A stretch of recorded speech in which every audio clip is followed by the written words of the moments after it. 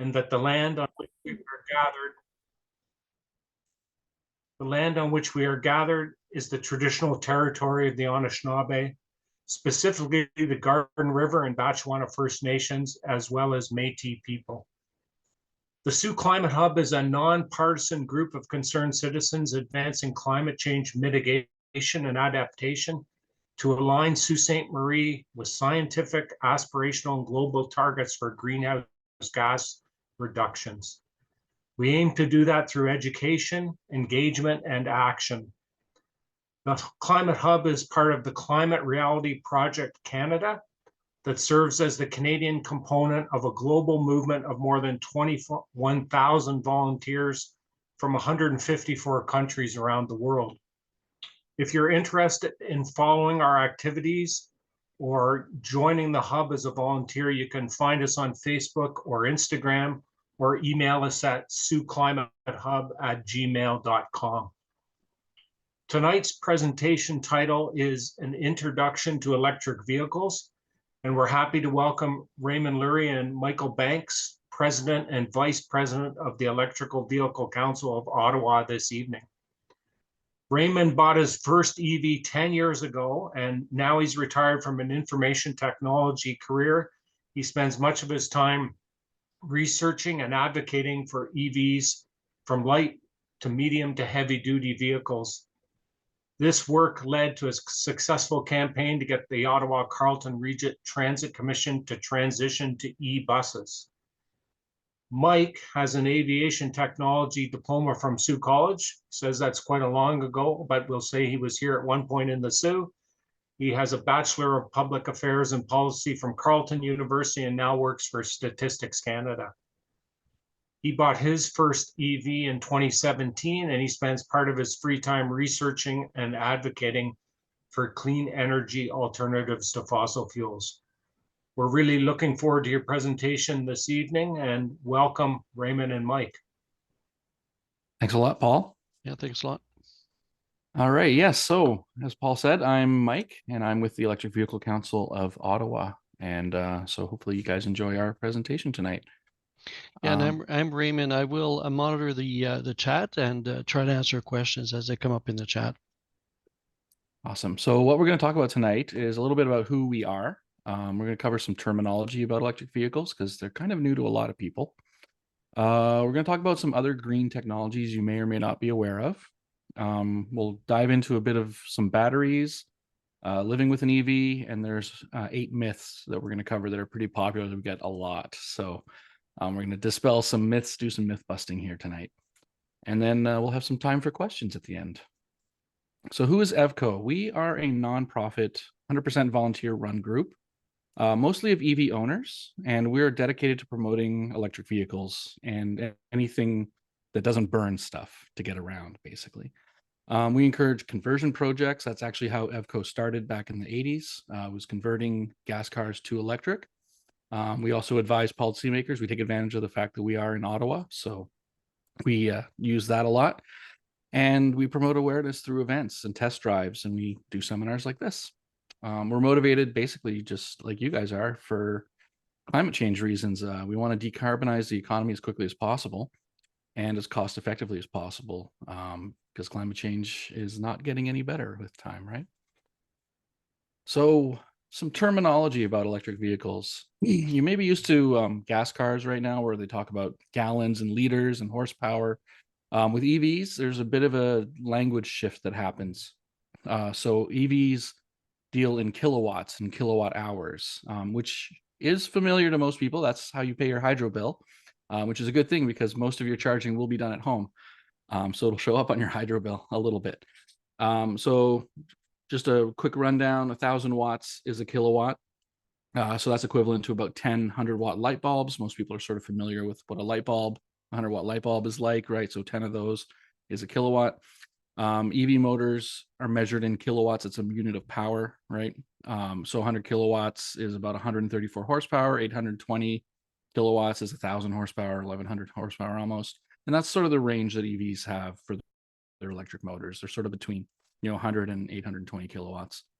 EV battery capacitor is kilowatt hours. So it's 1,000 watt hours or 1 kilowatt per hour. You can measure it that way. So it's metric basically, right? So fuel economy, since we don't use fuel, it's measured in kilowatt hours per 100 for the most part. So it's very similar to gas, right? Liters per 100, except we're using kilowatt hours per 100.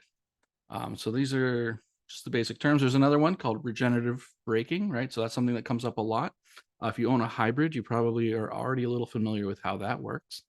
But basically, electric motors are generators. They're the same exact device. It's just the different where you're putting in the energy, right? Basically, right? So an electric motor converts electricity into movement, right? It converts electrons into rotation.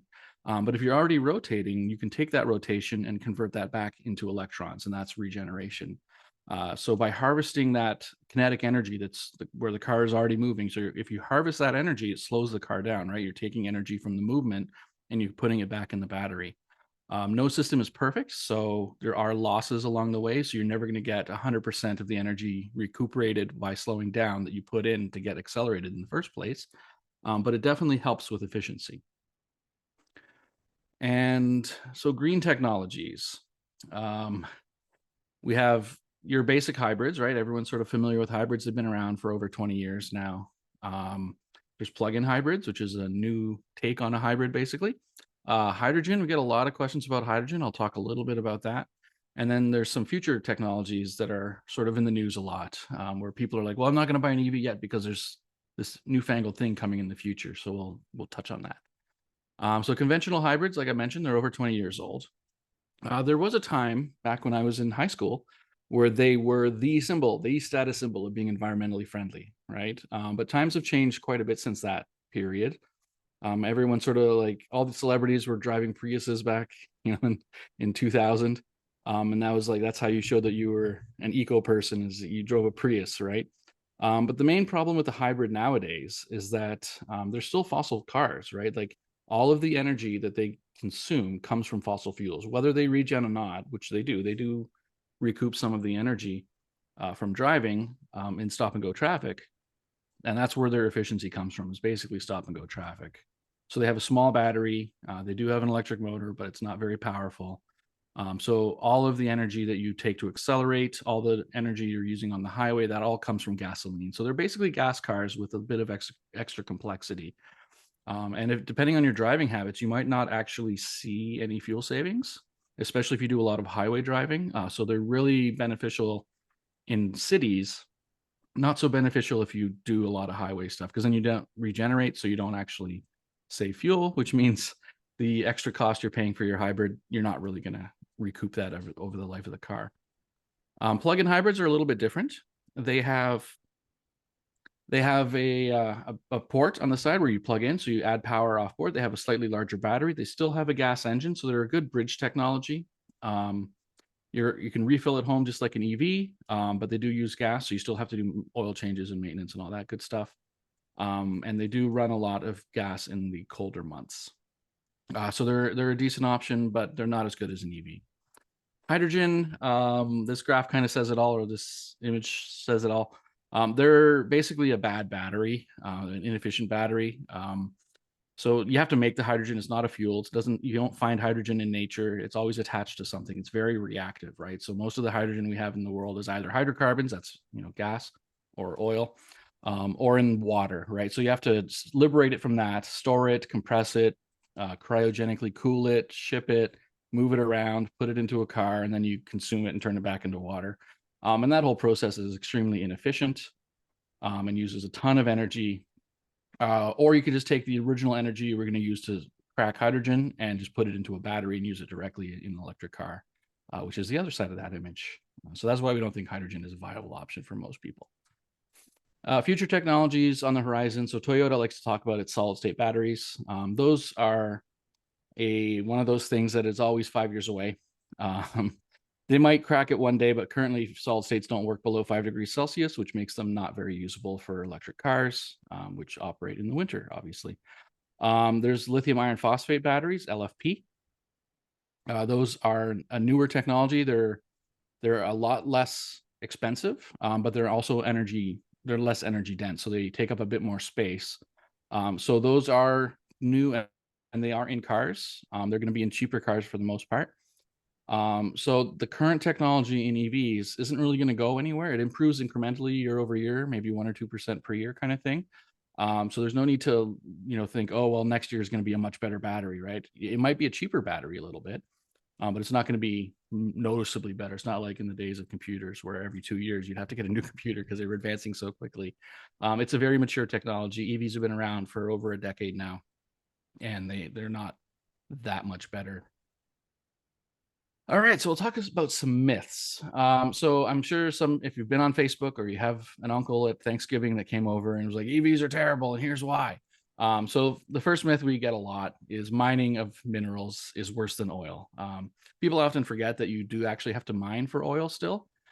So mining is generally bad for the environment, no matter what you do. But at least with EVs, you're not mining the minerals just to burn them and have to mine more. You can reuse them, and they do last in the vehicle quite some time.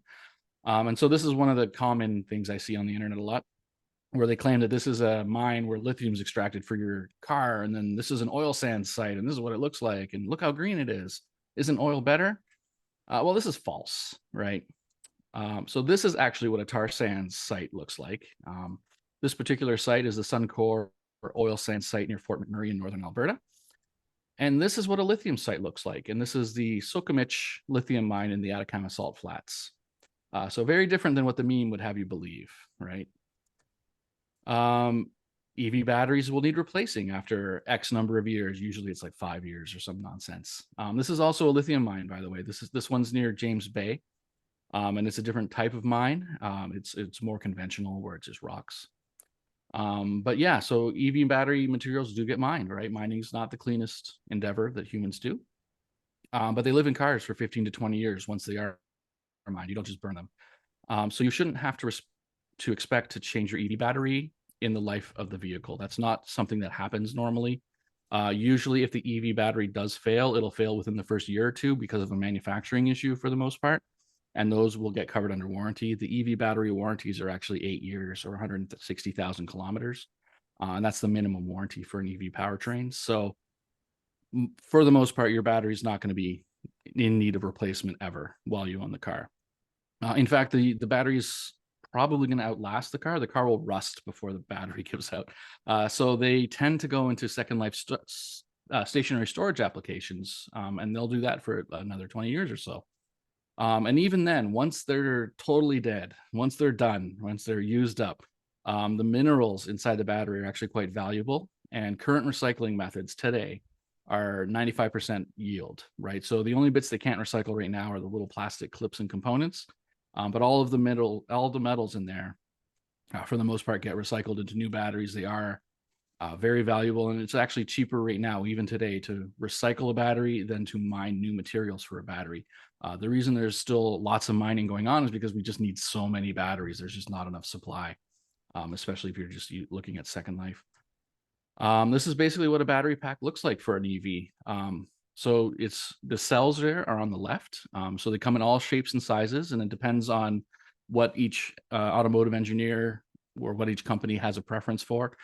Some companies like Tesla like the cylindrical ones. Other car companies like the prismatic cells, which are the pouch cells there, the square ones you see. It doesn't really matter what the shape of the cells are. They all get assembled into modules, which are sort of the littler rectangles inside there. And the modules themselves get connected to the big orange power bus, and then they're sandwiched inside a armored battery compartment, which usually has liquid cooling of some sort to keep the battery warm or cold, depending on the season. And this is a watertight armor-plated battery compartment that is designed to survive crashes and road debris and all that good stuff. And what this housing ends up as is the floor of your skateboard platform. So that is the floor. You sit on that. So an EV, the battery pack is actually the middle of the car. It's in the floor. And then the motors are at each axle. So there's no, in a clean sheet EV, there's no propulsion tunnel. There's no tunnel through the middle of the car. If you have all-wheel drive, you have a motor at the front and a motor at the back, and there's wires that go between them. And then the electronics are usually put up in the front. And then the charge port can be wherever they want to put it. So this is a Skoda skateboard platform, but they look all basically the same. So it's a Volkswagen Group, but they can be any size, any shape, and basically you can use the exact same platform for a car, for a sedan, for a pickup truck. They literally just put a new body on top depending on what they need. So that's your basic mechanicals of the car. It's a very simple machine. There's not a lot of moving parts, which makes it a bit more reliable than a combustion car. Stationary storage, I mentioned earlier. So when the battery is end of life from the car, so the body of the car gets scrapped, but the battery gets taken out, they end up sometimes or more often in racks like this. So you'll know that each one of these is a former car battery. This is from an Eaton facility in Spain, and I believe it's attached to a wind farm in this case. And those are battery packs from, I believe it's Renault Zoe's, some EVs there. And so they rack them up, and then that becomes essentially either a backup generator for a building, or it can be a storage facility to replace a gas peaker plant. There's all kinds of things, and it's very scalable, and they have liquid cooling and everything as well. So, and it'll do that job for another 20 years or so. Battery recycling. So these are what it looks like when the battery is sort of broken down into its metallic components. As I mentioned, it's already cost effective to recycle. The limits aren't technological, it's just feedstock at this point. Most of the batteries ever made for EVs are still in the EVs they were made for. Raymond has a 10-year-old EV. I used to have an 11-year-old EV until I sold it to somebody, so it's still in the car that I sold it in. So these batteries do last quite a bit. EVs take too long to charge. So the majority of EV owners charge at home while you sleep. So most of your charging, over 95% is done usually while you're sleeping at home. And so it only takes me 10 seconds to charge my car because it's the time it takes for me to plug it in, right? And then if you want, you can wake up every single day with a full tank of electrons. And that tank will give me, 500 kilometers. So it's basically like a tank of gas. And if you do need to fast charge on a highway, it doesn't take as long as you would think. In my car, so that's my car, and that's my buddy Victor. We did a 1,000-kilometer road trip last year, and that was one of our charging stops, and the charging times were under 20 minutes for my car. So it literally took us less time to charge the car than it did to have A&W, which is where we were there. So my car let me know that it was done charging before I was finished eating lunch. So charging times are actually a lot faster than people expect. We'll talk a little bit about charging since we're on the topic anyway. So the basic two kinds, the most common that you would see at your house, would be a level 1 or a level 2, and these are alternating current plugs. So the current standard for North America is J1772, and I'll get into how that's changing next year. And so basically every electric car sold in North America supports this plug. And this will handle level 1 and level 2. Level 1 is just a standard wall outlet. Most cars ship with the charger that does that. So you just plug it into any 110 outlet and you can charge your car. It will take forever in most cases, like 3 days. But it is doable. It is something that you can do. So if you're going up to a cottage for a long weekend or whatever, and they don't have a charger, you can just plug into the wall and you'll be good to go. Level 2 is more what people have at home, and that's what's pictured above. That's mine. That's outside my house. And that'll charge the car overnight, or even less, depending on how much you use. You're only replacing what you used in a day, right? So charging doesn't take as long as you think. Level 3 is the direct current charge. So that's the bigger plug. Right now, it's called CCS Type 1. That is what most cars ship with at the moment. And this is a much faster charge. Most cars can charge in under 40 minutes. Mine does it in under 20 because I have a sort of a modern car. But some of the other cars could take a bit longer, but we're talking under an hour in all cases. The new plug coming is the Tesla plug. So there's a couple of pictures of adapters up there on the top right, and actually on the right as well. And so there will be adapters for a little bit while the industry transitions over to the Tesla plug, but essentially every major automaker for North America will be selling cars with the plug as you see on the bottom right of the picture there. It'll be the Tesla connector called NACS now. It is a new SAE standard called J3400.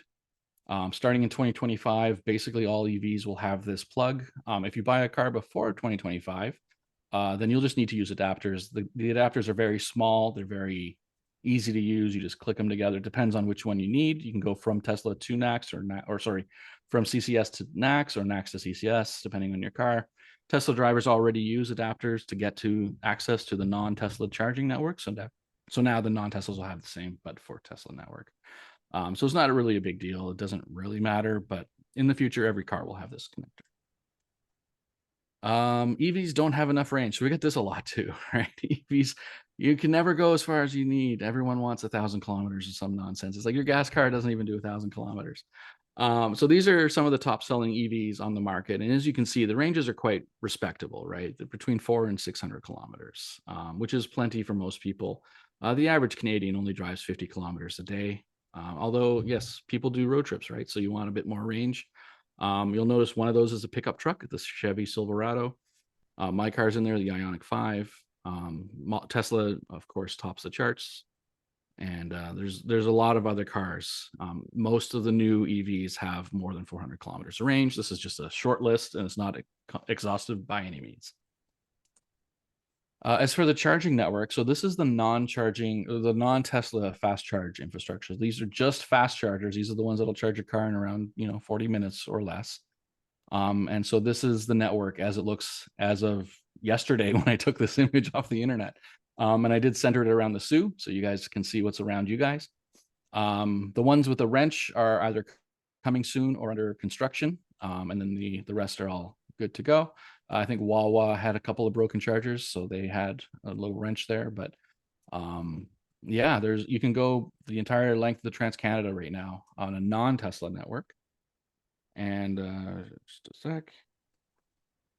The Tesla network looks like this. And so Tesla has very deliberately done the most traveled routes as well. And so starting next year in 2024, Tesla will be starting to open up its network to non-Tesla cars. Currently, right now, between Ottawa and Sudbury, non-Teslas can use the Tesla charging network. So they have adapters built into the stations where non-Teslas can charge. So it'll have the CCS connector in there as an adapter. And that'll be coming across North America. So they'll be retrofitting all of their chargers. So in the next couple of years, this will also be available to everybody. But as you can see, you can go basically anywhere you need. The chargers are spaced such that most cars, you can actually skip one if you need to. So you don't have to stop at every single one of these. There's redundancy built in. So if one's busy or one's just, broken or whatever, you can just go to the next one. It's not that far. It'll be within your car's range. As for not enough choice, we do have the buyer's guide. I just counted it yesterday to make this presentation, or updated at least. So there's over 130 electric vehicle models right now to choose from. We do have a buyer's guide if you guys want to take write this down or take a screenshot or whatever. I try and maintain that as much as I can. It's just a little spreadsheet I put together. It has the price. It has sort of what your walk away price should be ish. It's intended to be a guide. It's not it's not necessarily 100% accurate, but it's close enough that you can shortlist vehicles that you're interested in, and contact the dealer. The names are all hyperlinks so that you can go to whichever dealer you want, and it'll give you the basic specs, so battery range, number of seats, right? Some people want 7-row or 3-row vehicles for 7 seats. So you can filter it however you like. It's just a normal spreadsheet, but there's lots of cars. EVs are too expensive. Well, the Chevy Equinox is coming to market. It is $37,000-ish. We'll see when it actually arrives, if they mark it up a lot. The average new car sale price in Canada right now is $66,000, right? So assuming that is the average sale price for cars, 34 EVs are below that price point, right? Which means they are affordable if you're in the market for a new car. Now, I get it. A lot of people aren't in the market for new cars, and the used market does exist. So you can get EVs for as low as like $8,000 if you want. But if you're in the market for a new car, they are relatively affordable. There aren't the $20,000 new EVs like you can buy a cheap car, a gas car, but they're getting there. And there is a $5,000 federal rebate, and that applies to most of the lower cost vehicles. So that helps with the price, and that comes off at the dealership. The real savings for an EV are in fuel and maintenance. They cost around $2 per 100 kilometers just to drive. You're looking at roughly $8 to $10 to fill it up every time, from empty to full. So That's a lot less than a tank of gas. The typical gas car, you're looking at $10 to $14 per 100. And if you drive a truck, it's even worse, right? So they are very, very economical to drive. And they're also less expensive to maintain because they don't need oil changes. The only maintenance you need to do really on an EV is air filters and the brakes, and change the tires every once in a while, right? Winters to summers. But other than that, there's no real, user maintenance, fill the, washer fluid kind of thing. But they're much less complicated than a gas car, right? So there's less to break, therefore there's less to maintain. EVs are slow. We get a lot of people who still think EVs are like golf carts, right? But the fastest production car on earth is a Tesla right now. It's a Model S Plaid, and it'll do the 0 to 60 sprint in miles per hour in under 2 seconds. That's like motorcycle territory, right? The Porsche Spyder is actually an electrified car as well, so it's a plug-in hybrid. And then there's another Tesla in there which actually beats the Dodge Demon, and the Tesla Model S Performance is a family sedan, right? Like, and that beats the Demon, the Challenger Demon, which is a purpose-built drag racer. So that should give you a bit of a sense of how fast and how much torque EVs have. EVs have all of their torque at 0 RPM. They don't have to build revs. You just put your foot down and it's a rocket ship. EVs don't work in the cold. So this is actually my car at my house in the cold here in Ottawa. Most EVs have a heat pump to provide heat. It's a cold climate heat pump, so you don't have to wait for an engine to warm up or anything like that. They just start pumping out heat through the vents almost as soon as you turn it on.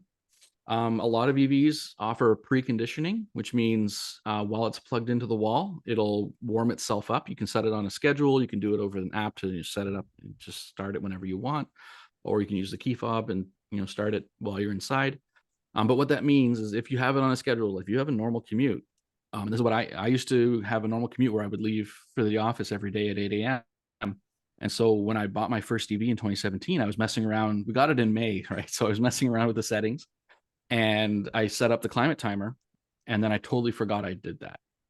And so the first morning in like November, when it was like a hard frost and people were outside idling and scraping, and it sounded really miserable, and I'm like, oh, I'm not ready for winter yet. And so I put on my coat and I'm just in my boots, and I go outside to scrape the windshield, and I look at the car and it's completely cleaned off. And I was just like, oh yeah, right. It's like, it's preheating. I forgot about that. So I come back inside and my wife is like, what's wrong? Like, why aren't you scraping the windshield? I'm like, I don't have to. The car did it itself. It's already warm and ready to go. And she's like, that's it. We live in the future. This is amazing. I'm never going back to gas cars. Forget that. You can idle an EV as long as you like. There's no emissions. So you can sit in your garage with the door closed and have it running if you like. There's no exhaust fumes. They will idle for days. So if you're one of those people that gets afraid of being stuck on the Highway 17 in a blizzard for 3 days, you can sit there in warmth and not worry about suffocating on carbon monoxide once the tailpipe gets covered in snow. And you can just wait there for help for days, right? Because it's very efficient at heating up the cabin. Most EVs, or a lot of EVs, have all-wheel drive. Not all, but a lot do, which helps for snow. And then they have a very low center of mass, right? The battery pack is the floor, which helps a lot in winter handling as well. So they're actually excellent winter vehicles, and I'm never going back to a gas car for the winter. You never have to worry about an EV starting because they will always start. When you push the start button in my car, the only thing it does is it throws a switch, which will always work basically. So, and that is it. Raymond told me to go quickly, so hopefully I wasn't too quick. But we are ready for questions. Mike, it's Alan Frederick here.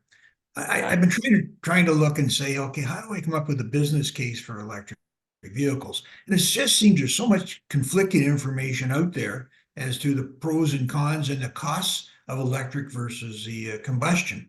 Okay. And I just read a report today. I think it was either on CTV News or CNN News from Consumer Reports. And I mean, it's a reliable organization.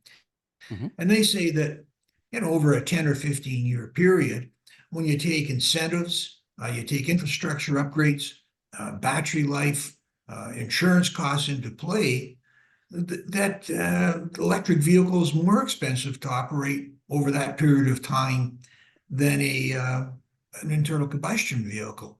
So, I mean, you know, you're saying, okay, one article says something, another article says something completely different, and they seem to be from reliable sources, okay? So I'm really having trouble making sense out of all this at this point in time. I know electric vehicles are coming. I'm looking at them, but I'm just not convinced yet because of the conflicting information that's out there.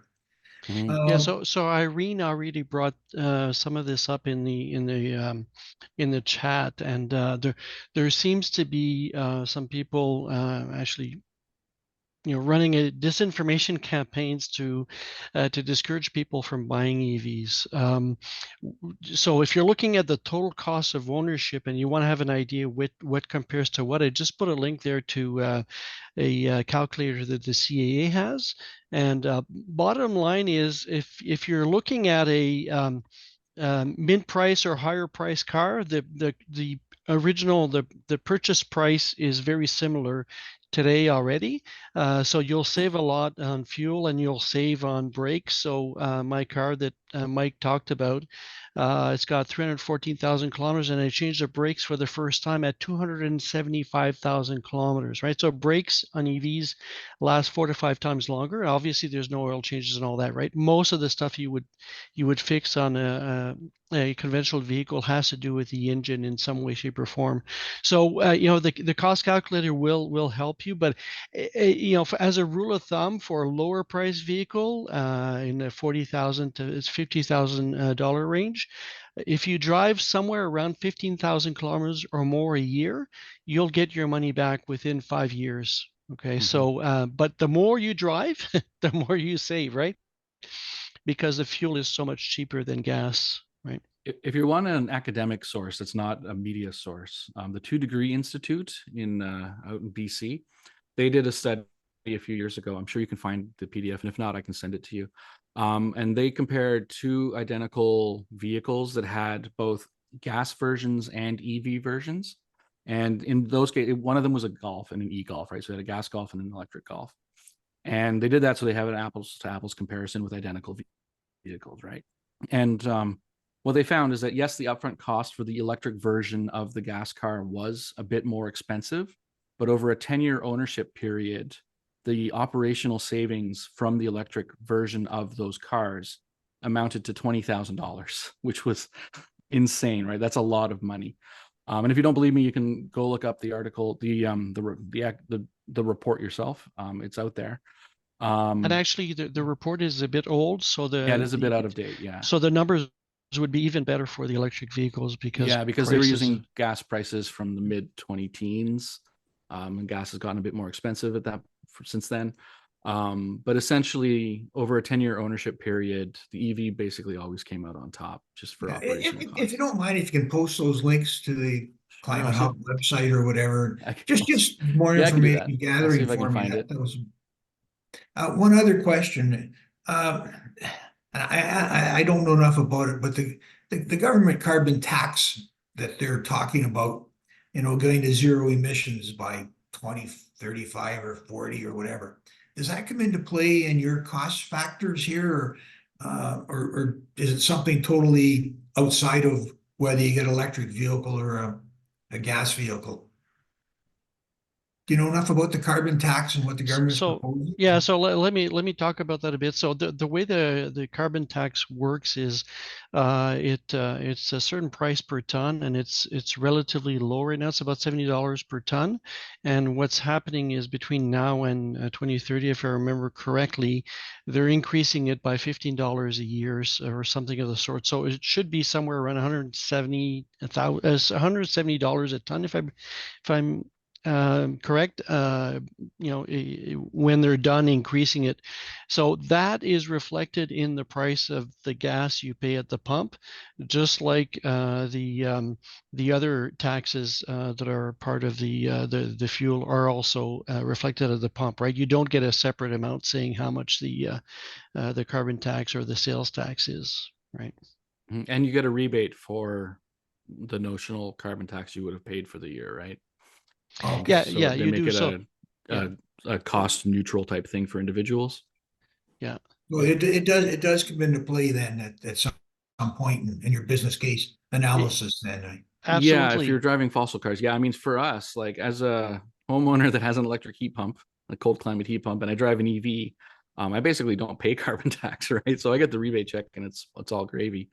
Not that it's, a huge amount of money, but yeah. One final question. I don't want to monopolize things. I've read that the insurance costs are much higher for an electric vehicle than a gas vehicle. I mean, what have you found? in my experience, they're the exact same from The my same thing, cars. eh? Yeah, when I switched to EV, my insurance company didn't change the rates at all. Yeah, did. I so don't know if that's just one anecdotal thing, but I've gone through 2 cars and they haven't really been noticeably different. yeah, so I went from an 8-year-old minivan to an brand new electric car, and the price was about the same. So it's one of the things that's driving prices of insurance is the cost to repair the vehicles and Yeah. the consequences of an accident, right? And if you look at an electric vehicle, most of them, especially in frontal collisions, are much safer than conventional cars. So the cost of significant accidents is lower with EVs. So anyway, bottom line is it's about the same as what you would pay for a conventional vehicle. Thank you very much. Thank you. Yeah, no problem. So Mike Edipo's got a question, or he's got his hand up?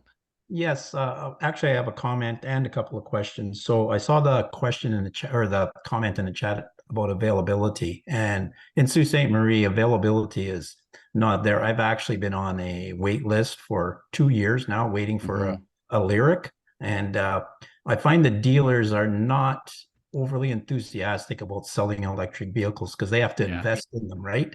So that's a problem. I'm eventually going to get the car I want because I'm determined. And my other 2 questions is one on charging. So Actually, can we deal with availability first? Yep, Okay. sure, absolutely. And then if you don't mind. So yes, it's true that certain brands in particular are really hard to get now. We were looking a few weeks ago, and there were some Kias available on the lot in electric Kias available on the lot in Sault Ste. Marie. That's about 3 weeks ago, I think, Mike. But it's not just a Sioux thing, right? It's even in Ottawa. Yeah. Here, So dealers are not highly motivated to sell EVs. And the reason is partly because of the maintenance thing, right? They make a lot of their money from oil changes, and EVs don't need those. So they're not excited about that prospect in the future, like as a long-term thing. And a lot of their costs, their ongoing operating costs at a dealership, are the cars that are outside on the lot, right, sitting there, because they've paid for those cars up front and they're waiting to sell them so they can get those off the books. And so when you show up and saying, I'd like to order this EV, please, they're not really keen, because you're not going to take one of the expensive cars that's sitting outside off their hands. And then when you do get your car, you're probably never going to come back and see them, right? So they're not heavily motivated to get you into an EV. But Raymond, did you want to elaborate a bit more? Well, so I want to second what you said there, but if you're a salesperson selling cars, and I hope I'm not insulting anybody here, but most car salespeople are not, they're not considered the most trustworthy people on the planet, right? So like Mike said, there's a lot of pressure for them to make a sale where the vehicle gets off the lot as soon as possible. So if they have gas vehicles available, they'll try to sell you those instead of having you wait months to get an EV, right? Because they get their commission right away, and there's maintenance and all that. I mean, their business model is just, their job is to move cars, right? Their job is not to sell you the exact car you want. Their job is to get the cars out the door, right? And unfortunately, some of the salespeople, I mean, some are more ethical than others, but some will repeat misinformation, or perhaps create misinformation to discourage you from buying an EV. Yeah, but what Lloyd says in the chat is true. Not all dealers are like that, right? Some dealers are very good. We have a couple here in Ottawa that are excellent for EV. But it's a very, your mileage may vary. It's spotty. It's really spotty. Yeah. And so you had more questions, Mike, right? Yeah, I'll eventually get the car I want, guaranteed. I don't care. I'm excellent. My first question is about charging. So I've heard that you should only, if you're charging daily, should only charge to 80%. Is that correct? Or can I charge to 100 every day? So that Um, depends on the vehicle you have and the batteries that are in the vehicle. Yeah. So as a Um, general rule, yes, that's probably good advice to not charge to 100 every day. But yeah, like Raymond said, for the lithium iron phosphate batteries I mentioned, and those aren't too common yet, those can be charged to 100% all day long and they're fine. But for most EVs, you want to keep it like in an ideal world where your car was, a piece of art and you never touched it, you would leave the battery at 50% all the time, right? That is the way to maximize its longevity. But as a tool that you need to use in the real world, you want to sort of keep it between 20 and 80% as much as you can, right? So you can go to the outside limits and that's fine. You're not going to hurt the car permanently. But if you do it every day, then that over time will degrade the health of the battery. So if you keep it in the 20 to 80 range for most of the time, then yeah, there's no real issues. Yeah. But Raymond, Now there's a other twist to that. So if you look at the Chevy Bolt, they actually have a reserve that they keep at the top and the bottom charge, right? So yeah. they don't allow you to discharge it to 0%, and then don't allow you to charge it to the real 100%. It may say 100% in the car in the interface you see, but it's not really 100%. So it really depends on the vehicle, and like Mike said, if if you're concerned, and if you want to keep the vehicle for a very long time, like I do, what I do is I charge to 75% every day. If I need to go further, that's enough to bring me to a supercharger to have a fast charge and continue on my way, right? Yeah. And I have well over 300 kilometers of range at 75%. So like the best practice that we tell most people is for your daily driving needs, charge it to 80, right? Because you're usually just around town doing normal things. And that 80% will probably last you about as long as a tank of gas lasts you normally. If you're going to go on a road trip, then by all means, charge to 100% overnight, right? So you wake up, off you go on a road trip, 100%. And then on the road trip, while you're hitting fast chargers, you actually only want to charge to 80, and not for battery health reasons, it's for time. It takes the same amount of time to go from 10% to 80% as it does from 80 to 100. So if it takes 20 minutes to fill your battery from 10 to 80, it'll take you another 20 minutes to get that last 20% added. So it's just not time efficient to do that. You can if you want, but you will pay more for that, and it'll just take you 20 minutes longer than it should. So the best practice on a road trip is you charge to 80%, and then you move on to the next fast charger, which will be another 300 kilometers away or 400 kilometers away or whatever. So you do another 3-4 hours of driving, then hit another charge, rather than stay for that extra 20%, which will only give you another hour at most of driving, right? So Mike, you said you had one more just question. one more question. Do you think the federal rebate is going to be increased for higher priced vehicles? Like that cap will go up? I don't believe so. They've already increased it a bit to cover SUVs and all that. I don't believe that the amount will increase. They actually put a luxury tax on vehicles that are above $100,000, Yeah. and that includes EVs. No, I don't see them increasing it now. I see that this particular government is going to keep that rebate there for a while yet, because they want to encourage adoption of EVs. But at some point, they'll phase it down because if the price of a gas vehicle is the same as an EV, There's no that point in upfront problem. subsidizing. Yeah. But right And now, even now, I mean, there's more demand than there's supply for EVs, as you know, right? Waiting for your lyric. And so even now, I mean, the argument for a EV subsidy isn't really strong because they can't supply the ones that people want anyway. So yeah. Okay, thank you so much. Yeah. perfect. Before we get to Kimberly's question, I saw one from the dude in the chat there. Just gonna address it quickly. Rapid charging is a bit hard on the battery. If you do it a lot, it can be hard. And the reason it's hard is for temperature, right? So if you're doing it in a hot climate a lot, like every day kind of thing, then yes, that's bad for the battery. If you do it through the normal course of ownership, it's not a big deal. It doesn't really have any impact on the battery health. But yeah, it's all about temperature, really. You don't want to cook your battery, and fast charging heats it up a lot faster. So that's basically the Yeah, and surprisingly enough, the cold isn't a big problem for the cold's not a battery. problem at all. It's the heat, and so you may have heard bad stories about battery degradation, and those are more than likely Nissan Leafs, Yes. because Nissan Leafs are the only vehicle that's been sold, I believe, ever That electric. doesn't manage the battery temperature. Yeah. Yeah, it doesn't have thermal management. So what happens is, especially when it's warm here or in warmer climes like Arizona or whatever, the battery gets hot, and that There's has a a chemical couple. reaction that happens. That it Yeah, cooks. but the other thing that happens is when you recharge, the battery management system will slow down the recharge so the battery doesn't get that much Too hot. hotter, Yeah. right? Yeah. So then it'll take a long time for you to recharge your battery. So that could mean well over an hour. And so if Mhm. you've heard some horror stories about long trips not being pleasant, then Ask them if it's a Leaf, because yeah, the Leaf is the exception that proves the rule. yeah. Okay, Kimberly, you had a question. Hi, thanks. This has been really helpful. I didn't know very much about EVs at all, but the ones that I've seen in the cars anyway, all look really low. And I wondered if you have to look at things like the trucks if you want any kind of clearance for gravel roads or towing or carrying a canoe. So if you could just quickly talk about those kinds of things. There are still some segments that aren't electrified quite yet. One of them being off-road vehicles like Jeeps and that kind of thing. So yeah, a lot of EVs have decent clearance. Most of them are meant for, highway driving, that kind of thing. So they are a bit low. No lower than a typical car, but if you're looking at, going on gravel roads a lot and you're used to something that, has a lot more clearance. There are pickup trucks coming out. There's the Ford F-150 already has the Lightning out. Rivian has an off-road EV, and they do have decent ground clearance. I don't know the numbers off the top of my head.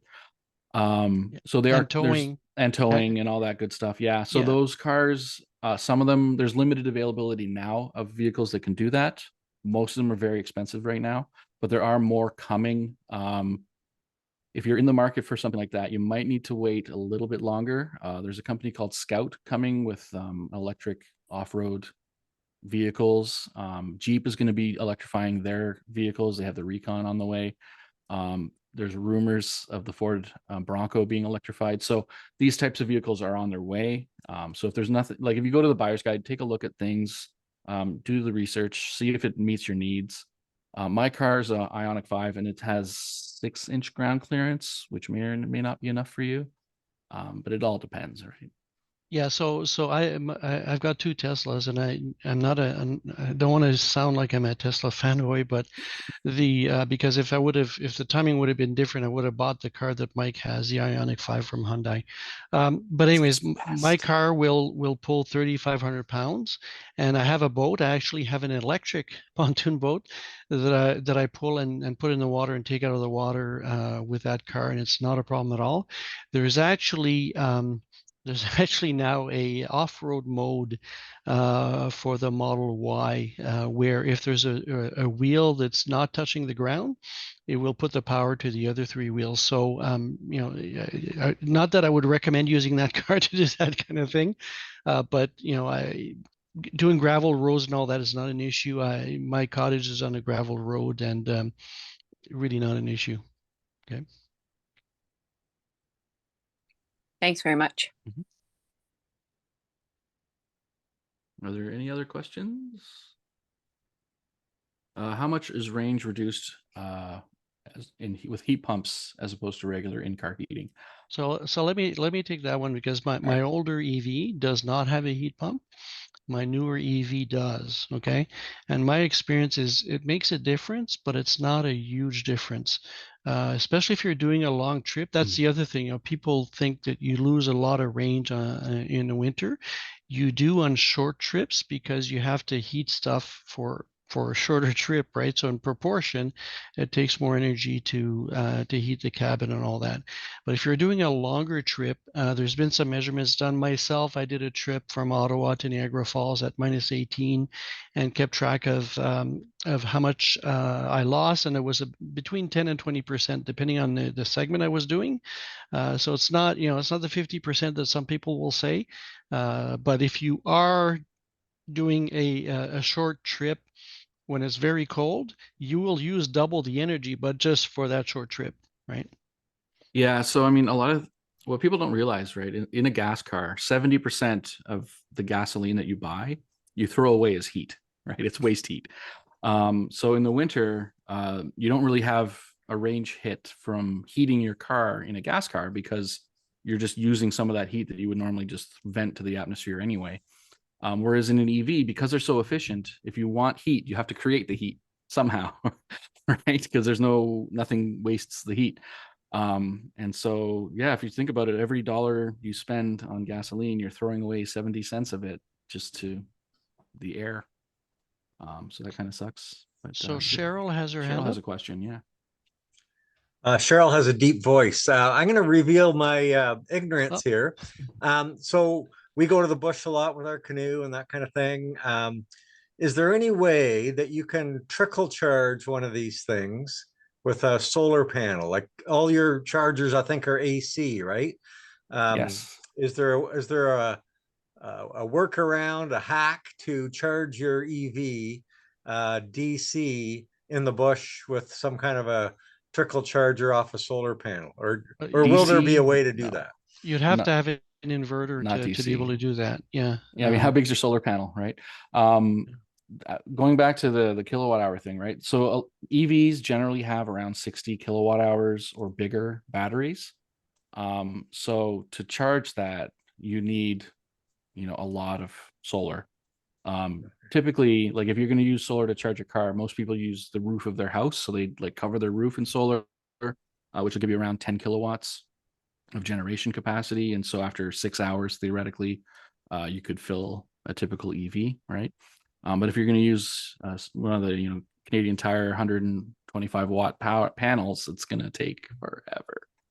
But if you're Well, canoeing for 6 days, Mhm. and you got lucky with some sunny Sure. skies, it might make a difference. It might. Your best bet would actually, if you're canoeing in like a provincial park, for example, any wall out, like anywhere with electricity, right, that has a plug, you could plug in your car and charge it. So if you're gone for 6 days and it's sitting next to the outhouse with a light on and plugged in, then it'll definitely, fill it up over that time.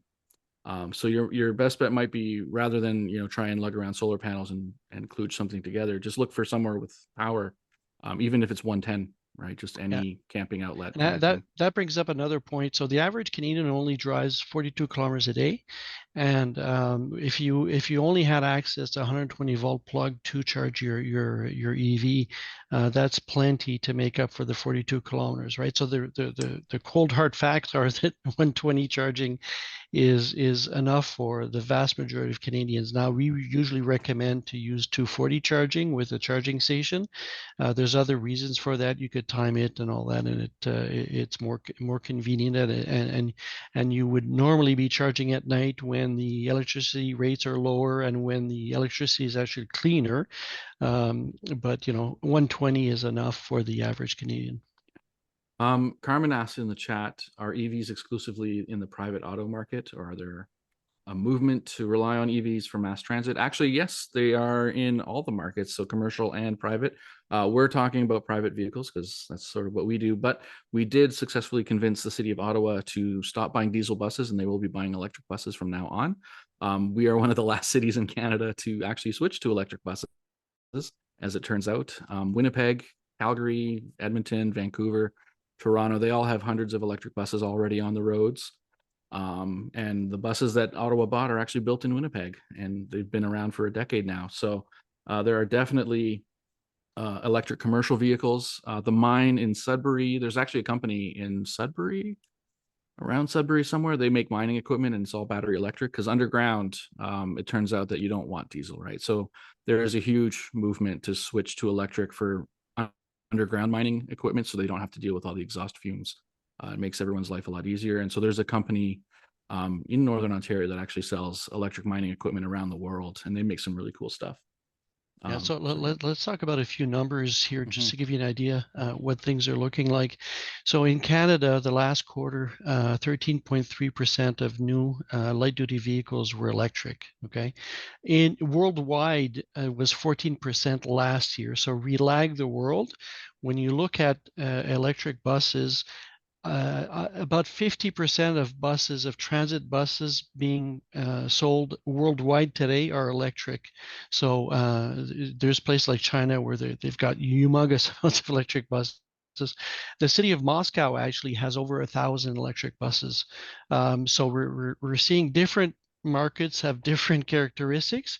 And one thing that's particularly interesting is that the market for two-wheeled and three-wheeled vehicles is electrifying very rapidly. So if you think about India in particular, where they have tuk-tuks, so they're three-wheeled vehicles, many of the new ones, somewhere around 40% of market share is already electric. So, and if you think of the impact on that, because those are devices that don't have catalytic converters, right? So the pollution level coming out of them is very high. So that market is electrifying very fast. And actually, the Sioux will be getting buses. What did it say? It was in the news. So the Sioux is actually teamed up with Metrolinx out of Toronto, and they have bought some electric buses. I don't know how many they're getting, but look for them soon in the Sioux. Yeah, and the Goma District School Board is also starting to invest in electric maintenance vans. Mm-hmm. Yeah, and actually there are electric school buses on our roads.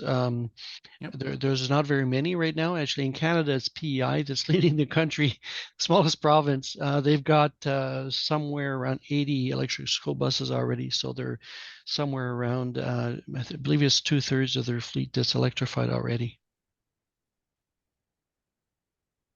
Any other questions? Is there anybody in the chat that has a question that hasn't been asked or talked about?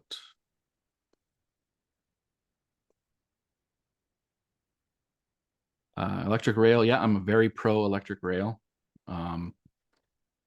We talk a lot at EVCO about electric semis, right? The Tesla semi and all that. And as far as I'm concerned, that shouldn't exist. It should only be for last mile. Long haul trucking should be a long haul electric rail instead. That's my personal opinion. But yeah, I'm very pro electric rail.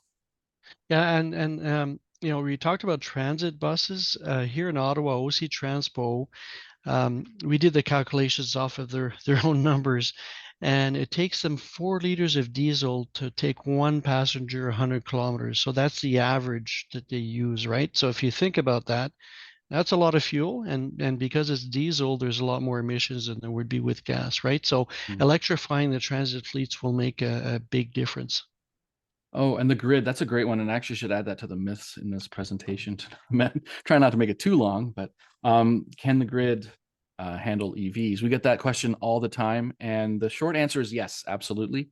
The long answer is that it's going to take time for everyone to adopt EVs, and the grid has lots of time to adapt to that new reality. But essentially, in the period between 1970 and 1990, grid demand something like quintupled, right?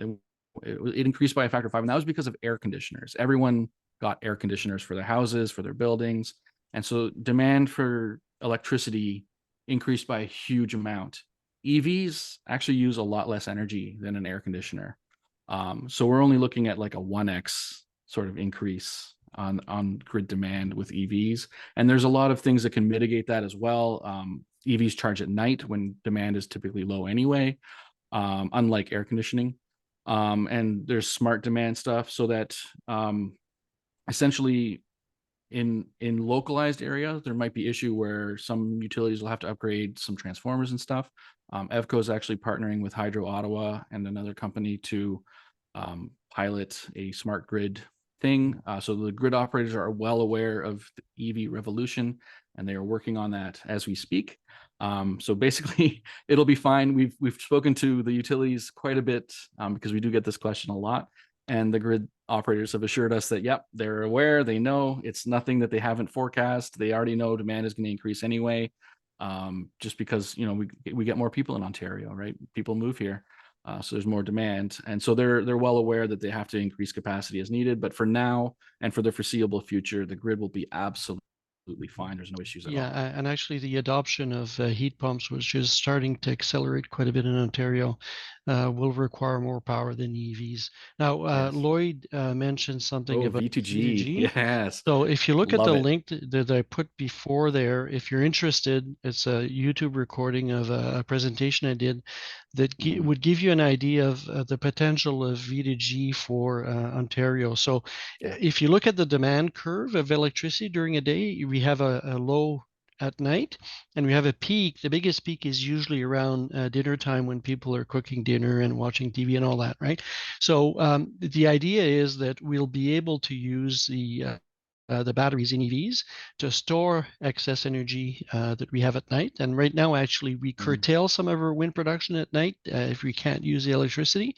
And we waste about 5% of our water going over dams because if we made the power, there'd be no use for it. So there's going to be some essentially free power that we'll be able to stuff into car batteries, and then we'll be able to use that to shave the peak, right? Yep. Now, Irene, that's a bit of a different situation. So there are some vehicles that Well, I can will talk allow about that, you. Raymond, since I Sorry? did that. I can talk about that thing. Sure, So my car, it doesn't have V to G, it has V to load, right? So there's V to X is sort of the catch-all. V to G means vehicle to grid for those who don't know. And that's where your car plugs into your house, either to charge or to upload power to the grid. My car is an Ioniq 5 and it comes with vehicle to load, which gives you 1,500 watts. So it's basically the same as the gas generator, right? One of those Home Depot generators you would buy for a blackout. And so my car can provide that much power. It doesn't go to the grid. It's just for whatever you want. And so in the case of an outage, we had a derecho, which is a new kind of storm that we're not familiar with here in Ottawa. Basically, it's a tornado that's on its side and covers the whole city and flattens everything. So we lost power last year for a full week in Ottawa here, and everything was damaged. And so my car, I had just bought the vehicle to load adapter the weekend before the storm hit. And my wife was very upset because I spent $200 on this toy for the car. And what are you doing? This is ridiculous. You're never going to use it. And then the very next weekend, the storm hits. And I realized, well, I have the car. It's mostly charged. Like it had 60% or whatever in it. I can just run the fridges and the lights and the Wi-Fi off the car, right? So I ran extension cord up through the house, plugged in the fridges, plugged in the lights, plugged in the internet and everything. So the kids were happy.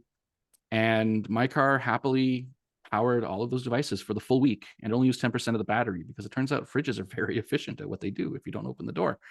And so we were basically fine, right? Because we had an electric car in the driveway sitting there silently. It was off and it was locked and we didn't have to refill it every 8 hours like my neighbors did with their generator. It didn't make any noise, so we could go out in the backyard and enjoy things or the front yard. And yeah, so it if was doing Hold on, exactly so what a Mike- generator would do. Yeah. Yes. So if Raymond? it's the winter, if it's the winter, gas furnaces, if that's what you have, they require power to run, right? So one of my neighbors actually ran a special circuit. He's got the same car as Mike. He ran a special circuit between his garage and his furnace, where if there's a power outage, he'll be able He to can run power his his furnace furnace. off the car. I heard somebody break in. Did you have? Mike, Mike and Raymond, just as people are signing off here, Sure. we can go on a little bit longer as long as you guys want, but I just want to say to folks, on behalf of folks, thanks a lot for a great presentation and great question and answer session. And also to let folks know, this is the last Sioux Climate Hub webinar of 2023, and we're making plans for other ones in 2024. So if you have any ideas for something you'd like us to present or certain speakers to get, please send us an email, communicate with us along that lines. And like I said, as long as if there's more questions and people and you guys are okay to stay on, we'll just keep on going. But a few people have left, so thanks Yeah, again. no, I'm good to go. Okay. Yeah, so if anybody else has questions. We like hard questions. We like hard questions. Throw us all your zingers. We've heard it all. Well, while we wait for a question, let's talk about batteries a bit. So Mike mentioned LFP, lithium iron phosphate. That's a chemistry that's because it's using iron and phosphate instead of the older batteries, they use what's referred to as NMC, nickel, manganese, cobalt. And nickel and cobalt are expensive materials. So by going to LFP, the batteries are less expensive. The downside is that the energy density is not as high. So to get the same amount of electricity, you have to have a heavier battery, right? Now, this is, this problem is becoming less of a problem over time because the efficiency or the density of the newer LFP batteries is getting higher and higher, which means that at this point, about 50% of vehicles worldwide are actually shipped with LFP batteries. That most of the Chinese market is LFP batteries. Here in North America, there are some cars in particular. Some of the Teslas come with LFP batteries. Some come with NMC batteries. It depends on a number of factors. But again, the other thing about LFP is that they're much safer than the NMC batteries. So if the container is breached, nothing will happen.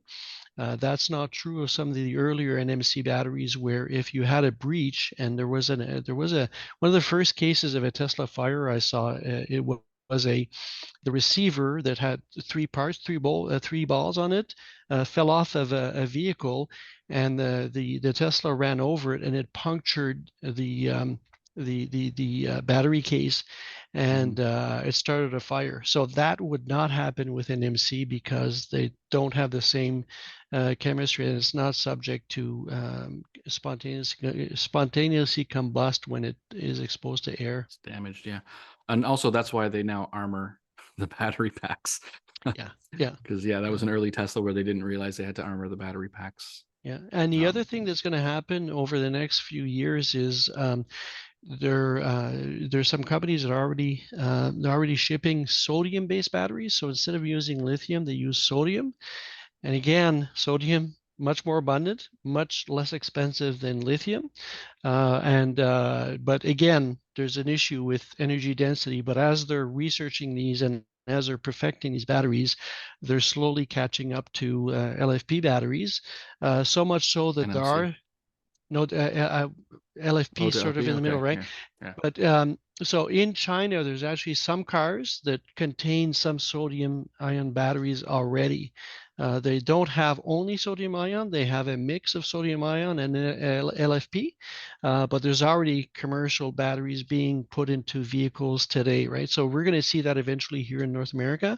Why? Because it's less expensive, really, and so less expensive means the car is less expensive.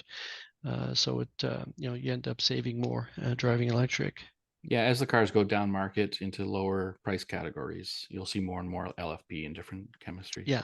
They'll probably suffer from lower range than what you would get at the higher end cars, right? Like they might not be 600-kilometer cars. They might be in 400, something like that. Yeah. So if you look at the cars, but if you look at the cars right now that are around the $40,000 to $50,000 range, they're all about 400 kilometers of range. The ones that have more range are more expensive, like Mike is Ioniq saying. 6 gets 600 kilometers. Gets 600. Oh, that's pretty good. It's newer, it's state of the art, right? By the way, one question I get very often is, which car should I buy? So if Ioniq 5, obviously. Yeah, so if you were to, if anybody asked me that question, of course you should look at what your needs are. So you should buy a vehicle that's going to suit what you need to do. But in terms of the best value on the market right now, the Hyundai Ioniq 5, the Ioniq 6, on the Kia side, the EV6. Excuse me, they're all using the same platform, same type of batteries, and they're excellent. They're I would say that they're on par, if not better than, and this is being recorded, right? So on par, if not better than Tesla technology. Okay, and actually there are features that Mike reminds me very often that his car has that mine does not, right? So so other manufacturers are really catching up to Tesla and providing some pretty Oh awesome yeah, products. Irene says the Kona Electric. Absolutely, I recommend the Kona Yes. Electric all the time. Actually, encouraged a friend to buy a Kona Electric this summer. So the Kia version of the Kona is the Niro, Mhm. and the newer versions of the Kona and Niro actually have vehicle to load. The older ones didn't, Yeah. but the new ones do. Yeah, no, support there's a that. lot of excellent cars in the market. The Lyric is one of them as well. It's a shame that GM has trouble with the Ultium battery production, but that's that is what it is. The Mustang Mach-E is a fantastic car. The Volkswagen ID4 is an excellent car, right? There's we don't like at Evco, like we don't push a single car because we don't like we don't get commission or anything. We don't care. As long as you drive electric, we don't really care what it is. Yeah. We have a member who drives Sparky, which is a 30-year-old Ford Ranger that was converted to electric and then went from lead acid batteries back, 10, 20 years ago. He actually upgraded it to lithium ion, which shaved half the size and weight of the battery pack off. So now he has a usable bed again. Yeah. So at the other end, there's a few models that we would discourage you from buying. So we talked about the Leaf earlier. That. The Leaf is an excellent vehicle for in-town driving and all that. There's no issues there. There is a degradation problem that's worse than other cars, but there are plenty of Leafs still running with the original batteries that have enough range to do what you would do in town, right? So the if Leaf you could is get an it for excellent. It has a very niche application, but if you have that need, it is an excellent car and is a great value for that niche. The problem is it's not an all-around car that you can just say, oh yeah, we'll go buy a Leaf, right? Yeah. Because you have to be aware of the limitations of the Leaf. Yeah. So the other vehicle I would discourage you from buying is the Mazda MX-30, which I believe the Mazda has removed from market. No, just in the already. US. It's Only still in the US. US. It's still I in thought Canada. it's still No, in they're Canada? Okay. continuing to sell in Canada because Yeah, they have so- inventory they need to get rid of somehow. And Yeah, so here in Ottawa, a while back when we looked for any dealer that had any kind of inventory, the Mazda dealers had lots of MX-30s. Why do they have lots of still MX-30s? It's because they're very short range, and they've got very some other expensive. Right? Yeah, and they've got some other issues. Mazda actually on purpose detune the platform so it wouldn't outshine their gas engines, right? Yeah. So it's just not a good choice if you're out to buy an EV. But we don't need to discourage anybody from buying a MX-30 because anybody who's in the market will see just objectively, they'll look at it and be like, this is the same price as this other car and I get half the range. Why would I buy this MX-30 thing? Also, it only has 2 doors and suicide doors in the back. It's really weird. But yeah, they took away the heat pump in the ID4 apparently because there wasn't a range issue when they did that. I don't know. Yeah, so some people, like we talked about this a bit earlier, some people are under the impression that it makes a huge difference, but my experience is it doesn't make that much of a difference. But 5% difference or something could be a lot if you're doing a long trip, right? It will allow you to drive longer without charging, but to me it's not a deal breaker, right?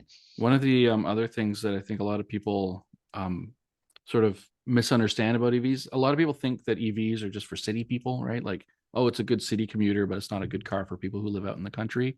It's actually the opposite is true. And that's because most of the time, if you live out in the country, then you can put in a charger at your house, right? Which means that if you buy any modern EV, you'll have 300 kilometers to go before you need to recharge again.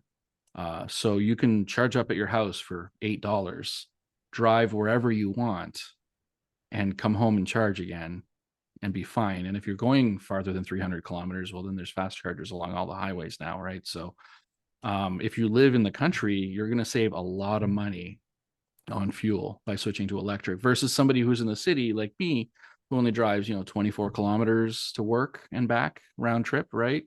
I mean, that's not a huge amount of range. I did that for years in a Nissan Leaf, an old one, right? That only had 60 kilometers of range in it.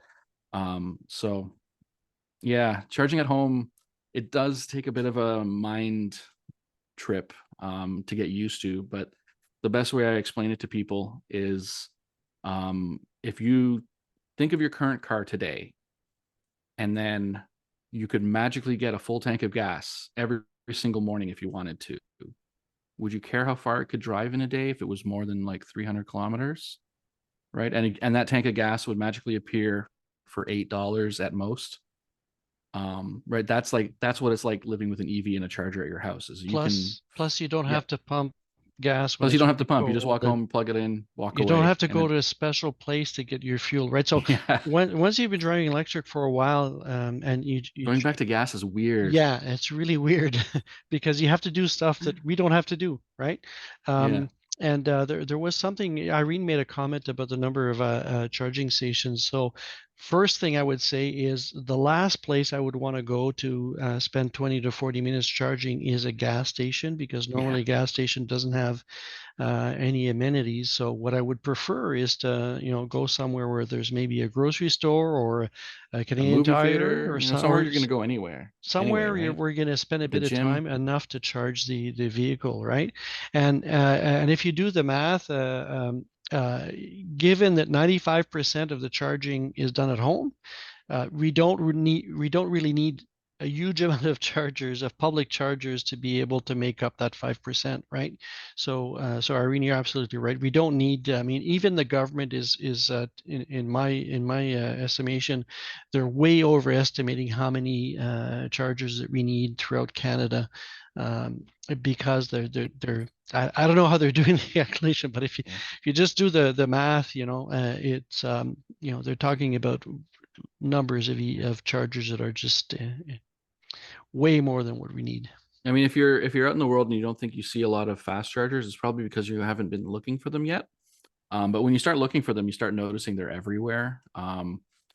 And it's just one of those things, like if you're not looking for it, you don't see it. It's like when you buy a new car and you like all of a sudden you see your car everywhere on the road, right? It's because you're sort of clued into looking. But if you're not looking for them, they just sort of blend in as street furniture because they don't have the giant signs next to the highway saying EV charging, right? The cars all know where the chargers are. So unless you're driving in an EV and a need to charge, you're not necessarily going to stumble upon a fast charger somewhere. I mean, you might, but for the most part, a lot of the EV chargers are kind of hidden away, and the cars can find them. But if you're not looking for them, you won't notice them at all. They'll just look like electrical furniture outside, right? So Irene, to your question about level 2 and level 3 or DC fast charging, the way I look at it is, if you look at 10 or 15 years down the road, we expect that everybody that has an assigned parking spot will be able to charge at home. Okay, so that means the vast majority of Canadians would be able to charge at home. So who's left that needs to charge on public chargers? Well, it's what we refer to as garage orphans. So cars that don't have a specific spot, then they park on the street. Or travelers, right? So for travelers, they would more than likely want to be using a DC fast charger because they're charging as they're traveling. Now there's a good case to be made to put level 2 chargers in places like hotels, because you tend to spend a lot of time there and enough time to recharge the vehicle overnight, right? But my opinion is level 2 chargers, aside from some cases like hotels, they don't charge fast enough that you would want to stay at that location enough time for that to make sense, right? So charging at the workplace is another place where level 2 charging could be a good option. But again, if you're not going to spend, or if you don't want to spend more than 20 or 40 minutes at that location, you don't want to be charging level 2. Yeah, right? Park and rides. Anywhere the car would typically sit for like 6 hours. Right. Yeah, so Irene, yes, some people, some people have this thing, they say ABC, always be charging. So, Hey, if you drive a Leaf, you need to ABC, all right? Yes, exactly. So what I was going to say is exactly that. If you have a small battery, or if you have a plug-in hybrid that doesn't have much of a range, yeah, there is lots of value for you to be able to charge on a level 2. But for people who have longer range vehicles, see, this is where I disagree with you a little bit, Raymond. I think level 2s would be good at places that people spend an hour or two. Not necessarily places where you're only in and out for like 10 minutes, like a donut shop or whatever, but somewhere like a grocery store or a gym or a movie theater or whatever, where you spend a couple hours. And the reason is because if you are a garage orphan, you can pick up 2 hours here, 2 hours there, right? doing your normal day-to-day activities, that so you don't have to go out of your way to go to a gas station or a charge or anything. You just do what you're going to do anyway, pick up charge when you can, and over the course of a day or two, you'll get a full charge just by, you know, buying groceries and going to the gym every day or whatever. So I think a lot of level 2s in those type of venues are good. And it doesn't necessarily have to be a place where you're going to leave your car for 8 hours. That's just my take. Mike and Raymond. Yep. I think we'll put a wrap on it here. Sure. I Okay. feel like you guys could go on forever. We But could. maybe, are We you could. okay? Are you okay if we share your contact info in our next newsletter and maybe on our social media, that people, if they have additional specific questions, they could reach out to you directly? Is that all right? Yeah, that's all Sure. right. Yeah. Yeah. Do you have my EFCO email or my Gmail one? I I'll think send you the you're- EFCO one, and then you can Use share your- that. Or the other alternative is to send info@fco.ca. Actually, Okay, that'd be maybe great. Yeah, everyone can And send that to goes info to a at group EFCO. of us, and someone will be able to respond fairly Okay, fast. that would be super for sure. Again, I just want to say thanks, and let's put a wrap on it for tonight. It was covered so many areas. Thanks so much. A really excellent Q&A session after, for sure, and the presentation. Well, We you're really welcome. Thanks for having us. So you're very welcome, and you know, if you want to do another session like this in the future, we'd be happy to participate also. great.